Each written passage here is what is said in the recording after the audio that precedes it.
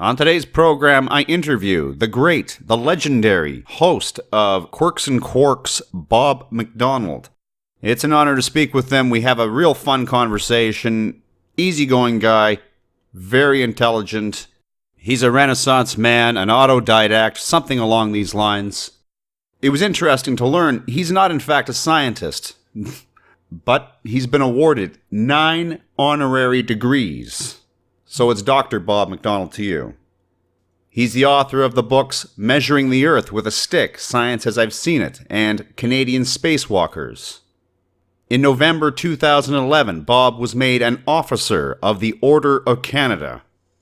Bob's been around for a long time, guys. He was the host of the children's science program Wonderstruck.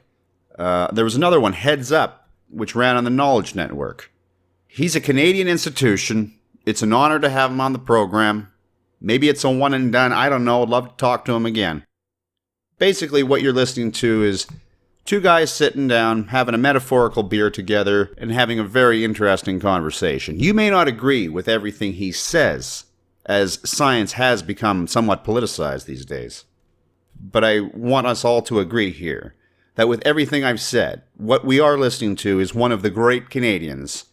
To separate the wheat from the chaff to this degree proves just how special of a person this is. And you may feel that's a large build-up, but Bob easily slips into that role. It's a great show. Thank you so much for listening to it. Please like the program, comment below in the comments section, subscribe to the channel. Enjoy the program.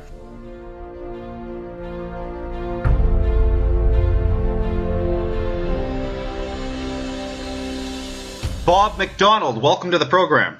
Thank you very much. Happy to be here, Russell. Bob McDonald, you're a legend in the business. You started Quirks and Quarks in what, 1992?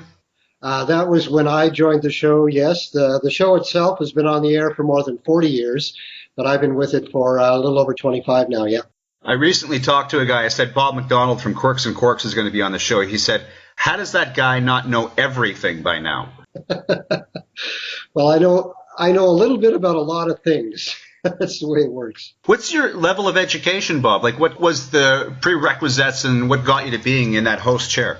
Well, I was kind of in the right place at the right time, and I followed opportunities that were open to me, and that's been the story of my life since the very beginning.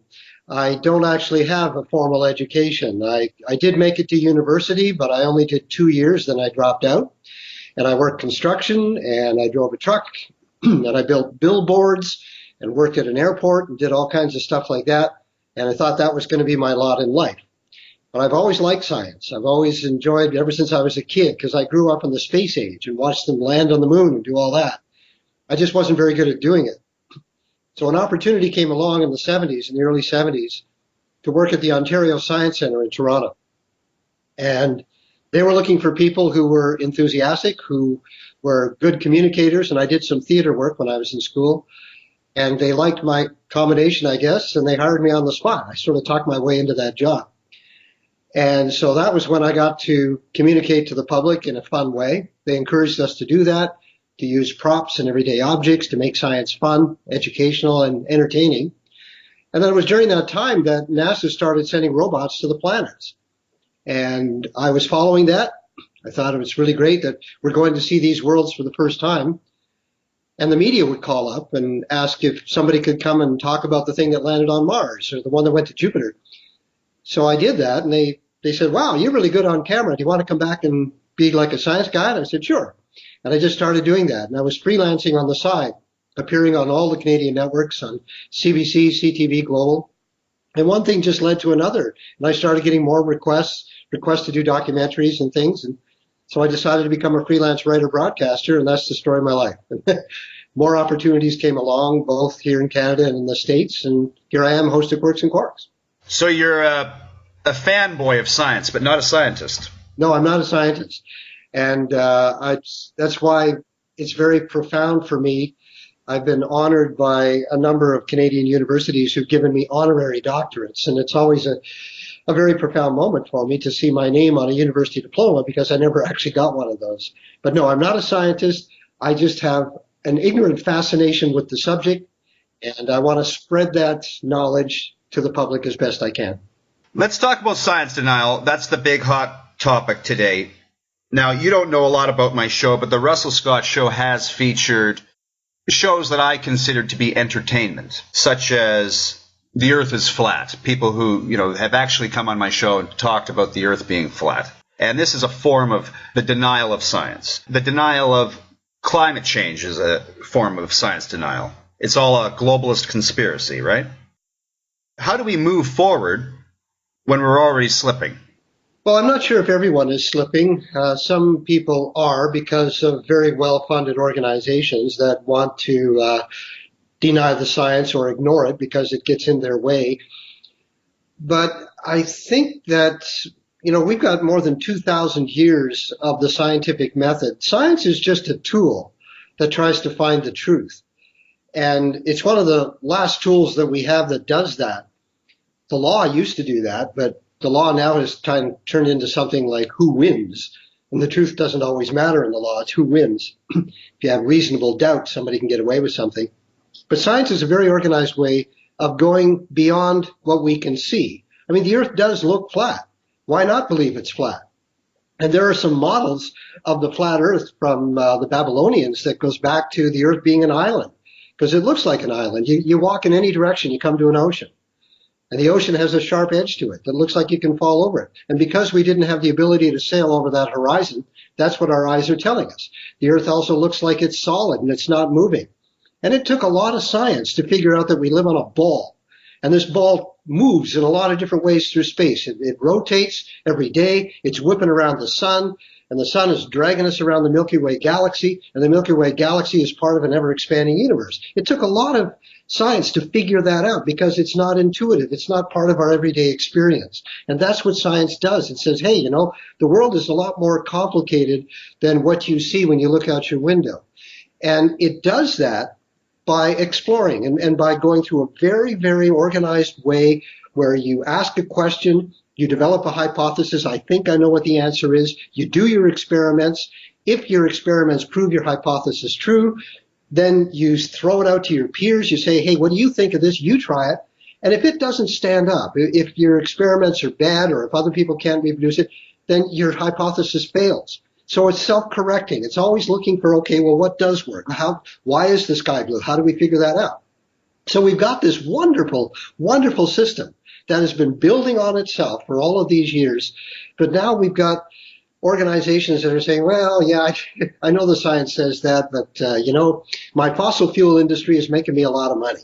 So I don't want to hear that we're bad. So they'll put out a sort of a smoke screen, I guess, and try to put doubt in the public mind.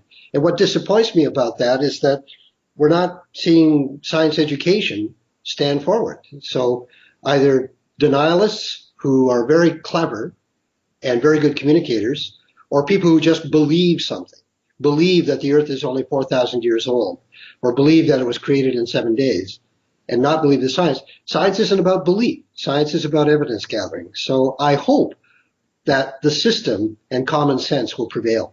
That was sacrilegious what you just said there, Bob McDonald. How politically incorrect of you.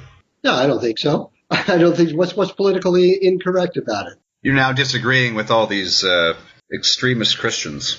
Well, the way I look at it is the belief in faith. Anyone is entitled to faith. And I don't have any trouble with that. And if you want to believe in a creator or a God or whatever, that's fine. But that's not science. Don't tell me it's science. And I think there are two different ways of looking at the universe. Faith is asking the question, why? Why are we here? What's the point of it all? And is there a creator that did it? Well, I don't know. And if you want to believe that, that's fine. Science doesn't ask the question why. Science asks the question how. It's purely mechanical. How did we get here? What is the mechanics of it? What's the physics of it? And we look in our telescopes and we can empirically see that the universe is expanding. And there's many, many lines of evidence that show that. Every frequency that we look at, when we look with light, when we look with infrared, when we look with ultraviolet, when we look with radio waves, when we look with X-rays, it doesn't matter. We all see exactly the same thing. The universe is expanding. So it doesn't take a rocket scientist to say, well, run time backwards. Everything must have been together at one time. And when you put things together, they become hot, really hot. And so what was that all about? Something started out really hot and went bang. Now, what went bang? We don't know. That's okay. And when science says, I don't know, that's when you start looking. That's when the investigation begins. When a creationist says, God did it, there's no more investigation. You have your answer. Well, I would rather see parallels. I'd like to see the science do its work, faith look at the universe in an aesthetic way, in an awe-inspiring way, in a worshiping way, if you like, but they're not crossing. And you can't say the science is wrong because of what you believe. Science is based on evidence. So let the science do its thing. But Bill Nye says science is political. And I'm thinking to myself, how can science be political? Is science not like math? 1 + 1 = 2. Something is empirically true. That's it. Yes, it is. There are no politics to it. But then you know what? I interviewed Sidney Perkowitz, professor emeritus from Emory University. And he said, Coca-Cola, they pump in millions of dollars into Emory University. And we're very kind to Coca-Cola. We don't produce studies that say things negative of Coca-Cola. Science is not exactly pure. I agree. Well, science on its own is very pure as a system. And you're right. Universities now are being sponsored by corporations. They have to because our governments aren't supporting them fully enough, and that's sad. But many universities are also saying, look, we're doing the research. It's going to be open. We're not going to do proprietary research for you. We'll do the fundamentals, and then you take it from there, and then you can go proprietary with it. We'll do the molecular biology. We'll do the chemistry or the physics and help you develop something. But we're not going to be part of your proprietary info because science should be open. And a lot of universities are trying to do that here in Canada. I know the University of British Columbia has a big policy on that. The other way where it becomes political is if the science affects society.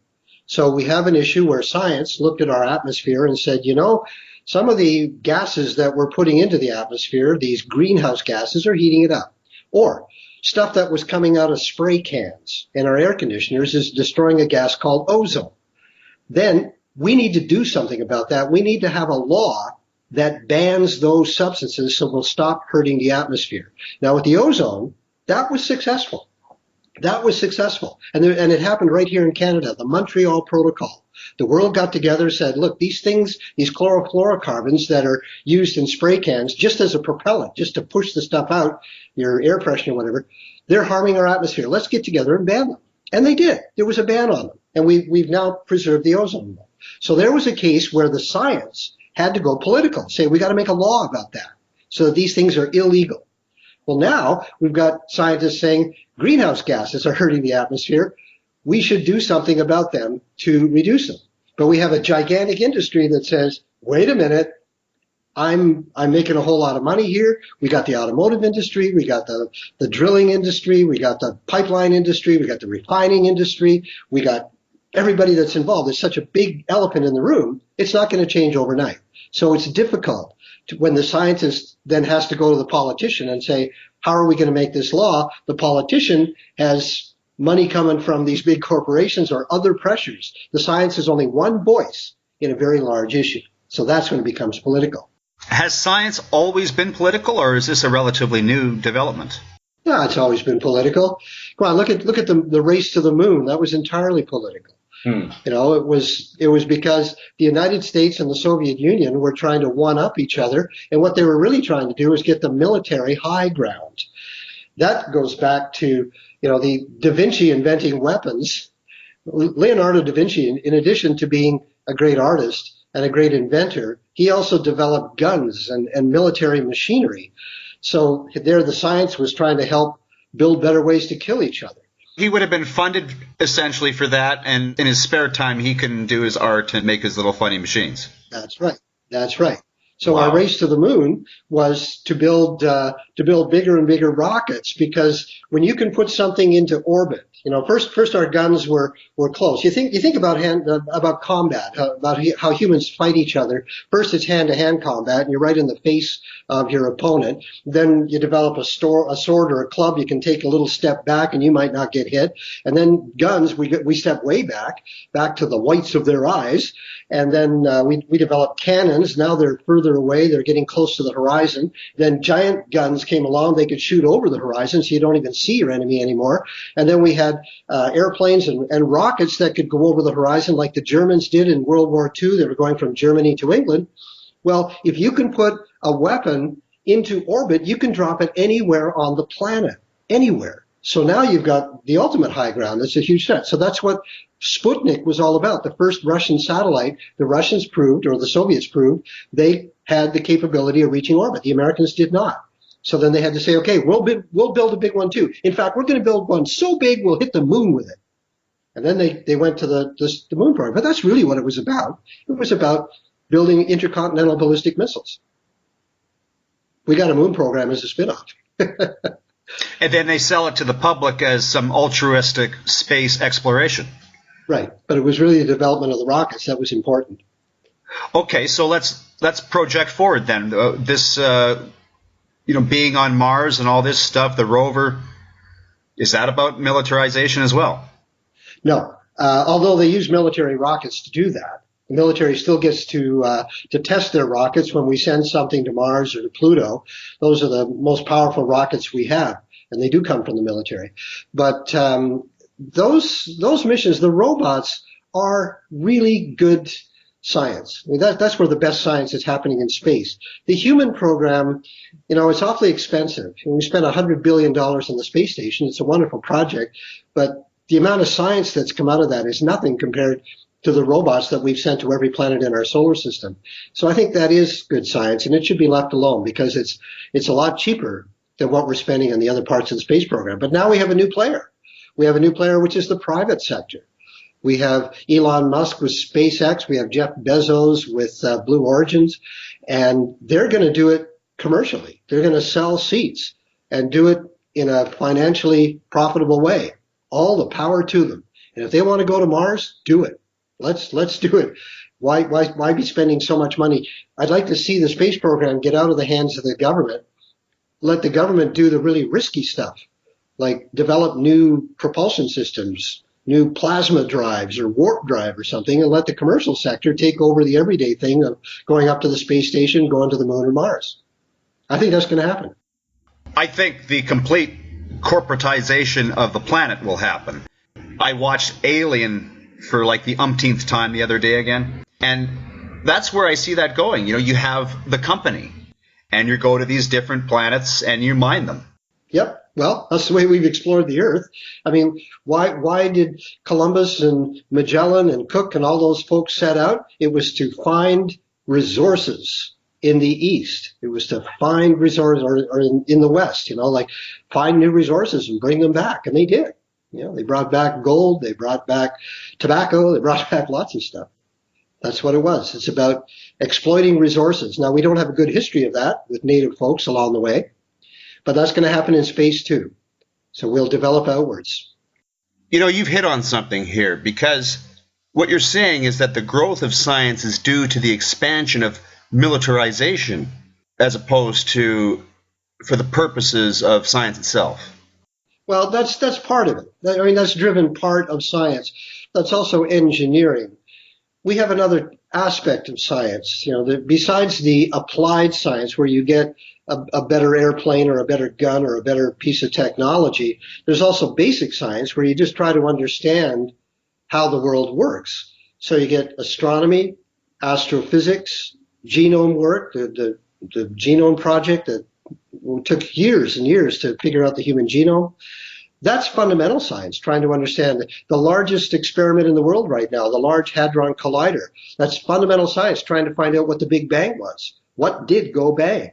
What are all the fundamental particles and the forces that hold them together? We don't know that. So there's still a whole lot about the universe we don't know, and it takes basic science to do that. And if you look historically, all of the major leaps of thought all of our advances forward have come out of people asking fundamental questions. So we have to have a division of science where you just pay people to think, pay people to ask questions and then go out not knowing what's going to come out of it. Knowledge for the sake of knowledge. And that's another aspect of science that can't be ignored. I guess what I was wondering is, if we had world peace, would that end that search outward? I would like to think that if we took the resources that we're spending at the moment on developing creative ways to kill each other, that we would reach out even further. I think then we would have lots of effort on developing faster ways to get around the universe so we could spread ourselves out. I think it'd be the opposite effect. So then it's fair to say that while militarization is understandable as an application of science, it's not positive. Well, we got lots of spin-off from the military. The GPS, the internet that you and I are using right now to talk, that's all out of the military. But wouldn't it be nice to just have these things happen without the purpose being, how can I kill somebody else? We've spent so much of our history trying to develop better ways to kill each other. I don't know what it is about humanity that we have that desire to do it. Other animals don't do that. You know, when other animals fight, they stop. They come to a point where they say, okay, you win, and then both walk away. Humans, we don't do that. We kill each other. I don't know why. Bob, if an extraterrestrial species visited Earth and were to observe us, they would come to the conclusion fairly quickly that Earth is in the business of killing. Well, you know, my favorite science fiction movie of all time came out the year I was born in 1951, and it was called The Day the Earth Stood Still. And that was exactly the message. An alien from another advanced civilization lands on Earth with a robot that's capable of doing incredible destruction if he wanted to, but he only does it in defense. And the alien's message, you folks are getting dangerous. You have discovered nuclear weapons. We're watching you. And if you don't calm down, we're going to come in and take over. Like, just smarten up. That was the message. And I thought that was astute. And that was 1951. 1951, that movie came out. Love these blogs that you have on cbc.ca. By the way, let's remind the audience, when is Quirks and Quarks on the radio? It's on CBC at 12 o'clock across the country. It's always on at noon on Saturdays. And then it's repeated again on Monday nights, I believe, at 11. So how do we beat climate change? In one of your recent blogs on cbc.ca, you talk about blocking out the sun, which sounds like something that Montgomery Burns did in The Simpsons. Yeah, it's an idea that's coming out of Harvard University, and they're actually going to do an experiment on it. They want to go up into the stratosphere with a balloon and release some particles into the atmosphere, either sulfur particles or I think they might even look at something like magnesium, I'm not sure. But the idea is to create a haze in the upper atmosphere, because if you go up really, really high and you put stuff out there, it stays up. And that's to create an umbrella for the Earth to cut down on solar radiation so that the Earth won't heat up anymore.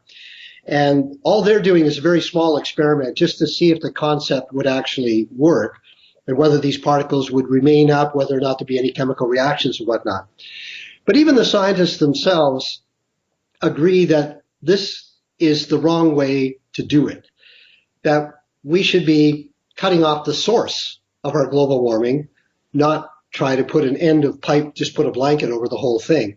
There have been some other crazy ideas to shade the Earth. There was one, it was a thought experiment on putting up little tiny spaceships, little shields, like a billion of them out in space around the Earth to shield the sun from the sun that way. Now, this is very dangerous because we're playing with our atmosphere. We're already doing an uncontrolled experiment by heating it up right now, and we're getting some surprises from that. Shifts in ocean currents, shifts in weather patterns, monsoons, melting ice and stuff like that.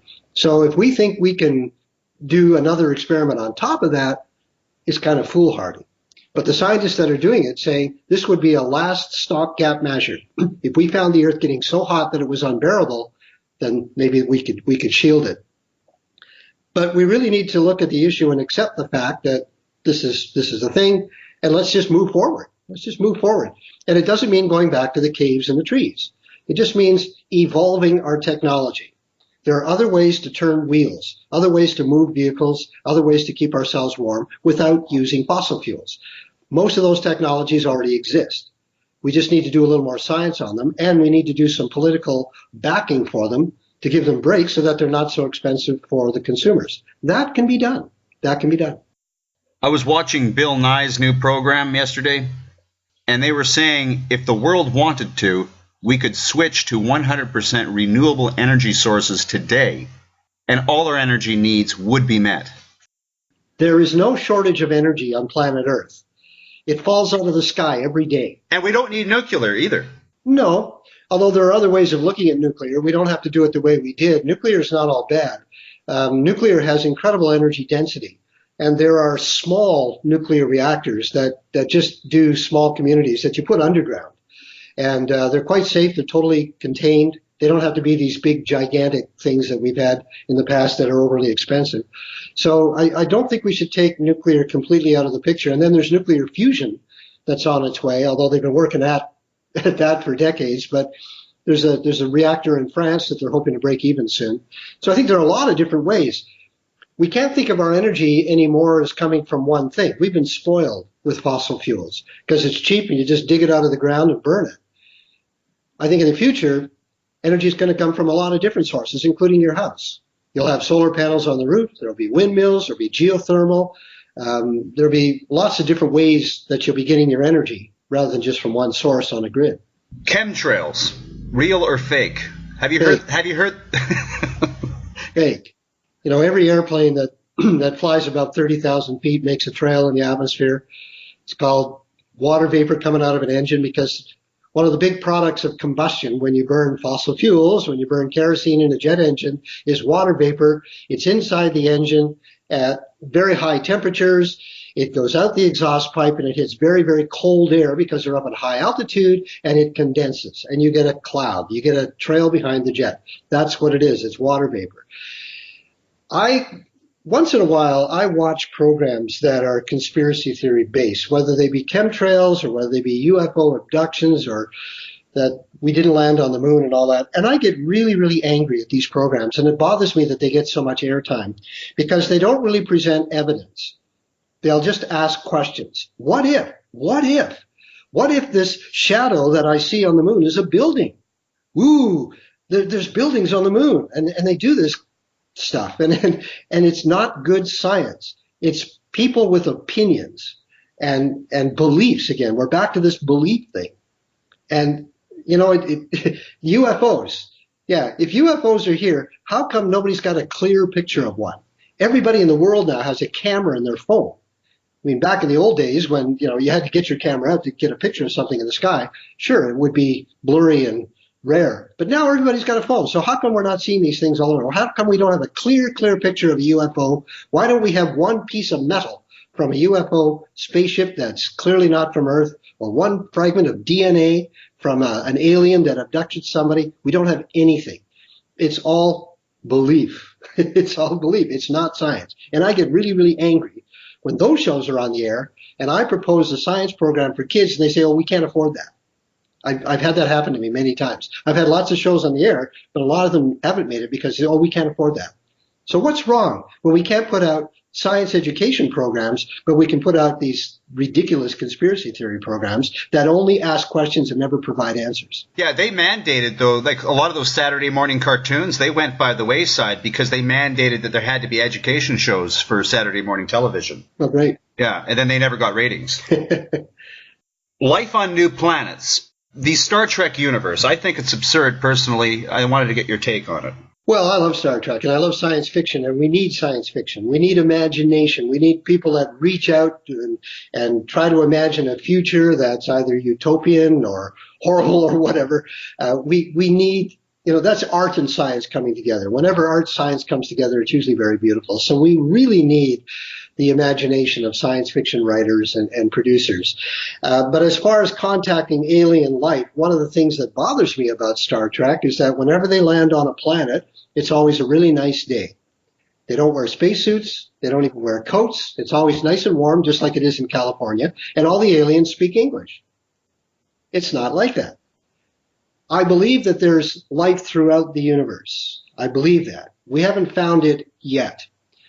We're finding planets around almost every star, and there are, I don't know, 300 billion stars in our galaxy. So if each one of them had 3 planets, that's 1 trillion planets just in our galaxy. And our galaxy is one of 100 billion galaxies in the universe, at least.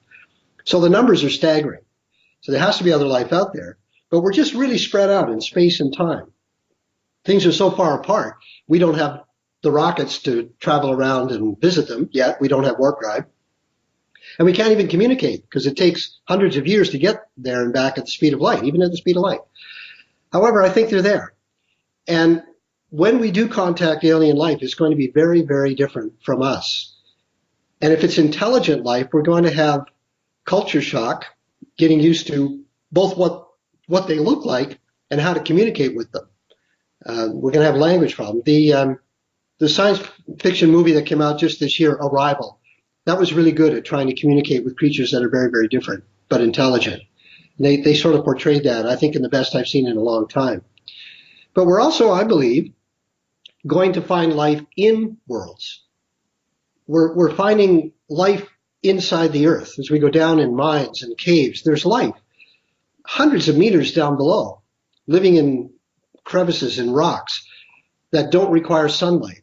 They use chemosynthesis. They use the chemistry of the water interacting with the rocks. There's little bacteria that can eat that stuff, and then creatures that live on the bacteria, whole ecosystems. We have hydrothermal vents at the bottom of our oceans. Again, totally cut off from the sun, with life forms that use the chemistry of the water rather than sunlight as the bottom of the food chain. And now we're finding that in our solar system, we have moons going around the big planets like Jupiter and Saturn that are covered in ice. And we know there are oceans underneath those ice covers. So are there hydrothermal vents there? Is there life there? I think that's where we really have to look. And it's looking more and more like that may be the case. So we got to send more of those robots out there to do some ice fishing.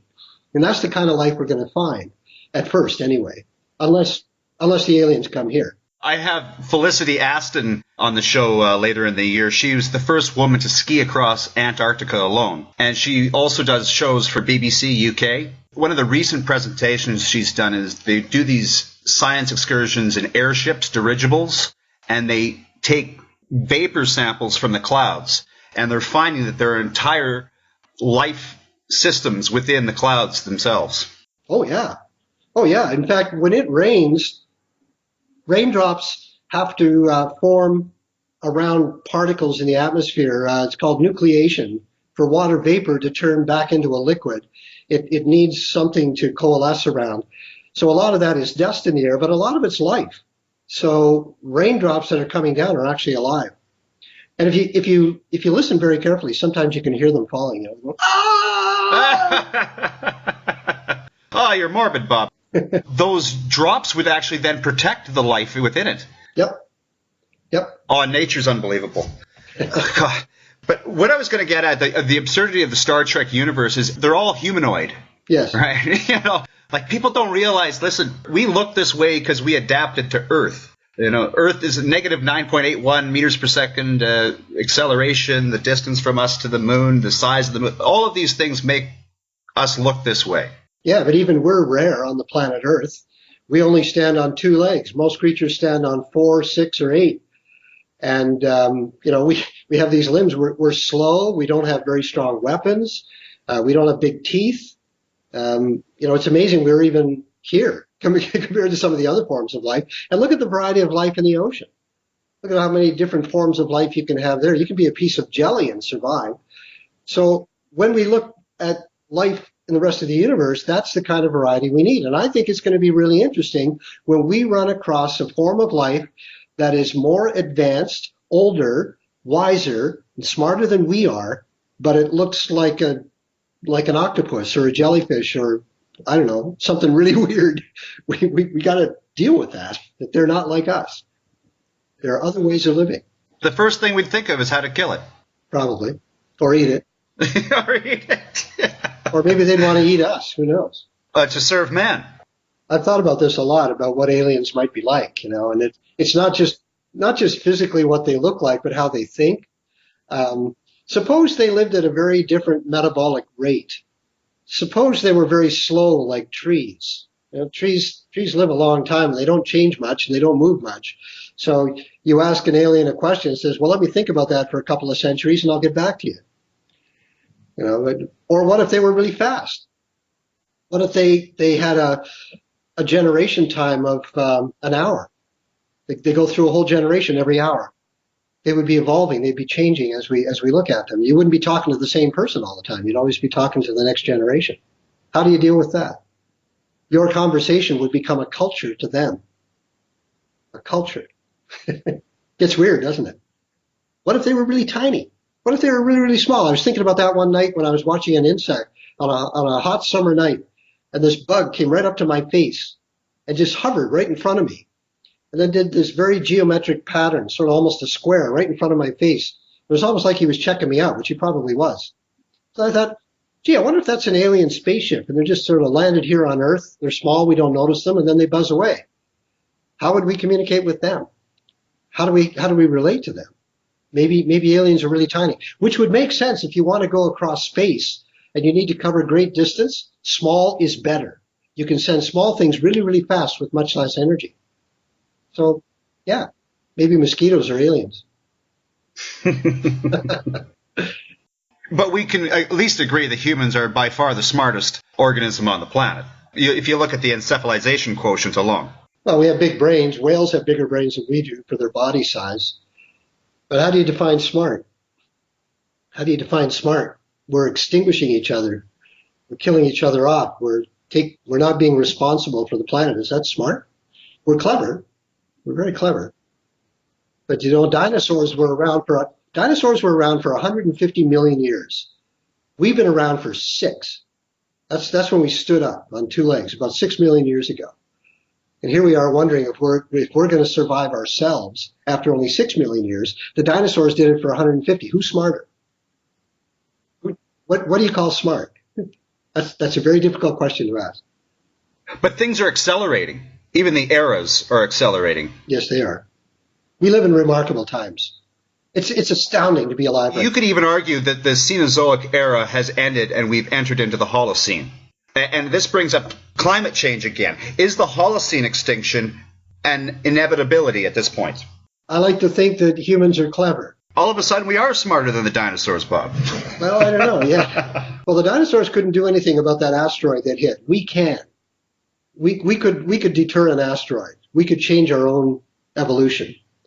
Evolution of the Earth has been changed by giant impacts that have almost sterilized this planet at least 5 times. And what comes back after the impact, after the Holocaust, is different than what was there before.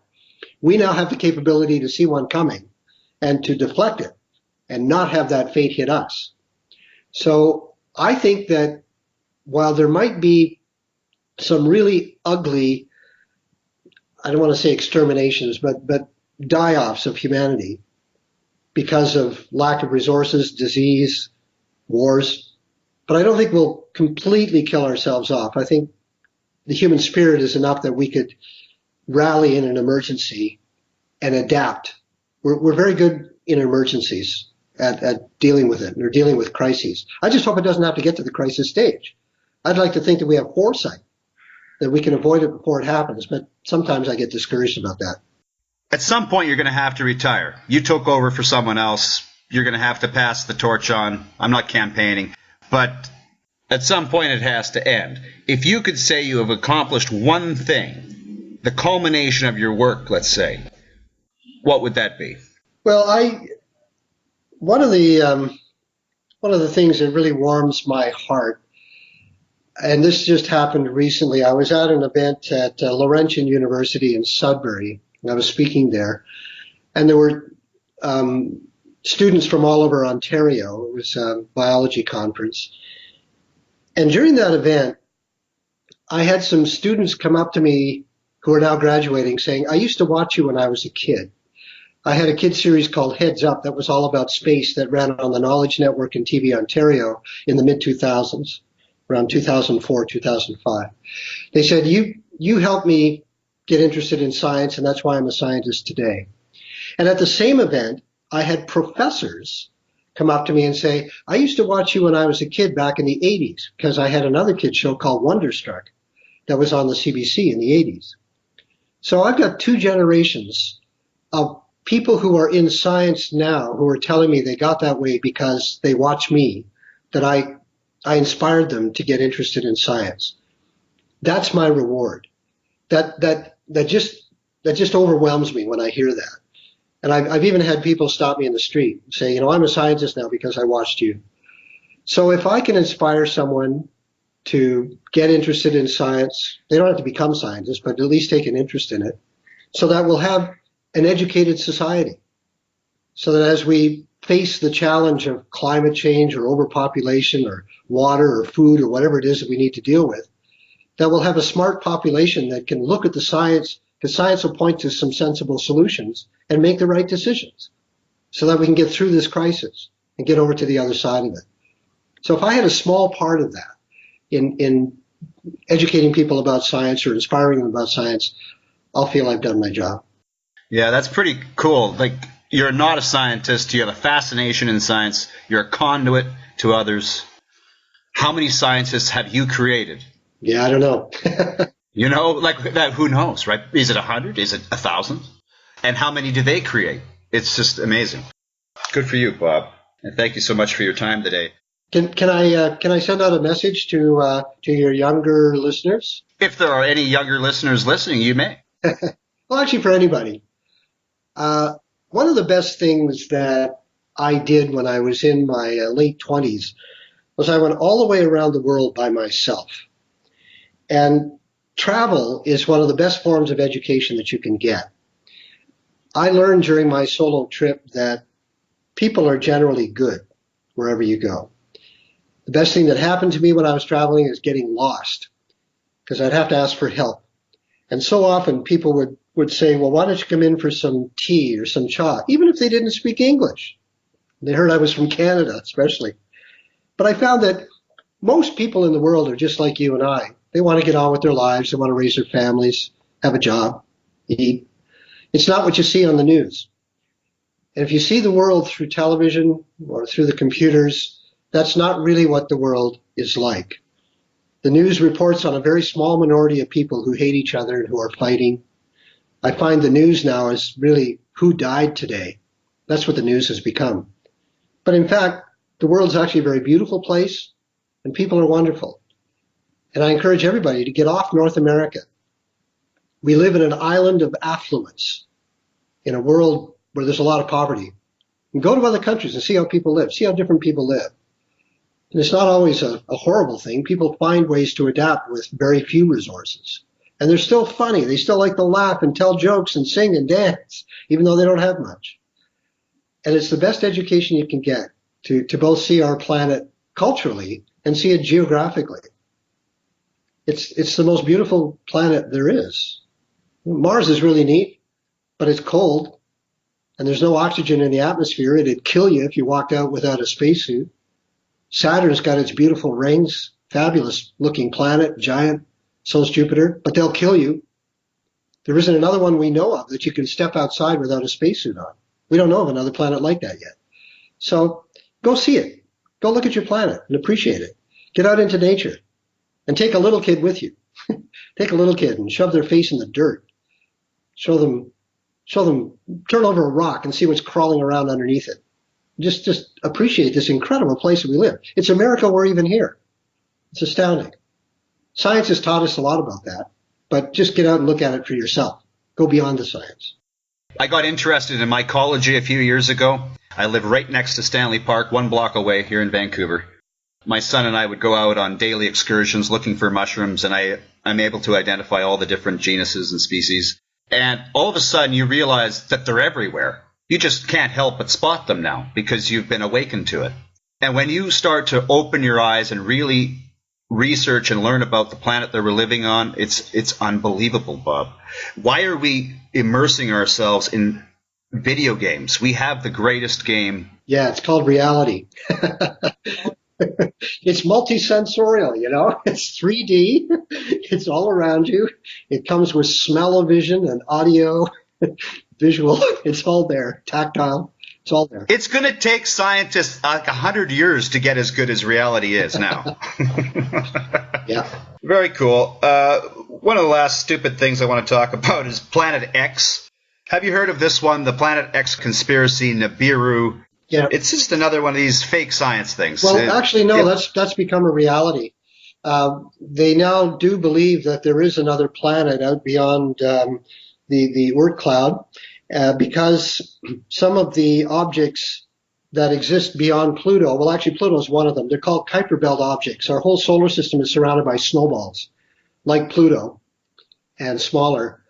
And they found that there's a group of them in one direction of the sky that are all aligned in a particular way that would indicate that there's a gravitational pull from another object beyond them. And so there's a search on right now for that planet, and they think it's about the size of Neptune.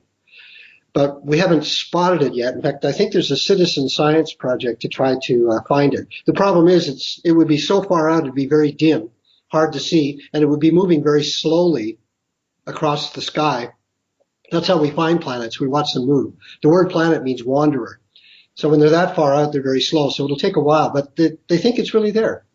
And I think that's astounding, that there's been a planet that's right in our backyard that we haven't seen. There's so much of the universe we don't know. 90% of it is dark matter and dark energy. We haven't got a clue what either one of those are, but we know they're out there. So we think we're smart. We still don't know what 95% of the universe is. We still have a long way to go. So tell me about Quirks and Quarks. What do you have happening on the show this weekend? Where's the show going? Are you going to retire anytime soon, Bob? Tell me about Quirks and Quarks. Well, Quirks and Quarks is a team effort. I'm one of a team of, well, right now it's 5 of us. And the producers do all the heavy lifting. They make me sound a lot smarter than I really am. So we put each show together each week. So I can't tell you what's on this week's show because I don't know yet. I won't know until tonight and tomorrow morning. I'm only on the show 3 days a week from Wednesday to Friday. The producers spend Monday and Tuesday going through all of the embargoed releases from journals, from universities. They're very dialed in to what's out there, what's being published this week. They call up the lead scientists on all these papers, phone them and find out how they can talk. A lot of scientists don't make it on our program because they're not good communicators. That's a big thing about science. You have to be able to communicate it as well. And then they arrange for the scientists to go to a radio studio, either in their town or right there on the university campus. Most campuses now have their own radio stations, and we can connect to those. And then they send me all the background material that I have to read. We come up with a suggested line of questions that we work together on. And then on Wednesday and Thursday, I do the interviews. And my interviews usually go longer than what you hear on the air, quite a bit longer. Then it's all edited together. Then Friday afternoon, we assemble the entire program. So each show is done each week. Now, occasionally, one of the producers will take on one subject and do a documentary on that. Or we'll do a question show where we take questions from the audience. But otherwise, each show comes together each week.